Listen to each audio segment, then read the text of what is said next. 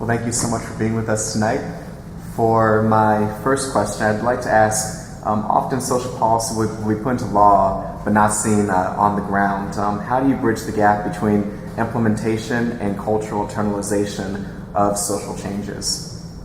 It's a very interesting question, and very often there hasn't been enough attention to the cultural elements and informing public education so people know that the laws exist and that they can do something about demanding implementation. So a first step is to incorporate greater educational material into the curriculum so people actually know what their rights are.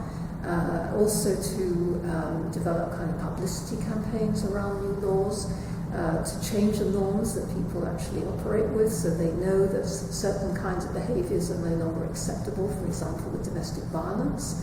Sometimes these campaigns have been very effective and they have brought people to a recognition that actually, for example, they have rights, which they didn't otherwise have. In the case of indigenous women, for example, up in the Andes, I've spoken to many of them about this question, did they know their rights? And they said, well, once I knew them, I knew I could demand them. So there is a real issue here around getting across the fact that laws exist and that people have a right to demand implementation. In light of the recent financial crisis, how can states afford social services to both workers and those who leave employment temporarily or permanently in order to raise a family? Well, this is where social protection comes into its own, and when you say temporarily, of course that depends how temporary it is. Usually people are out of the labour market for quite a long time, unfortunately.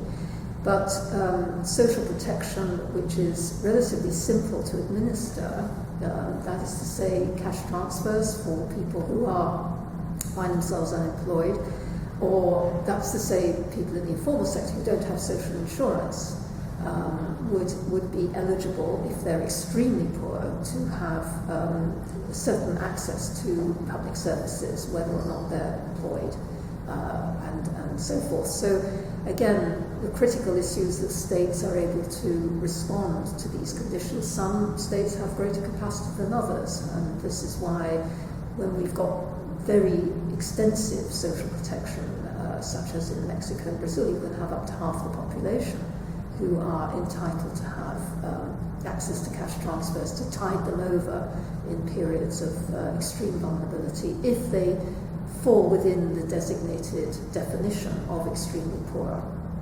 And last, how do you believe that being an early mover in the equitable provision of social services has benefited Latin American countries?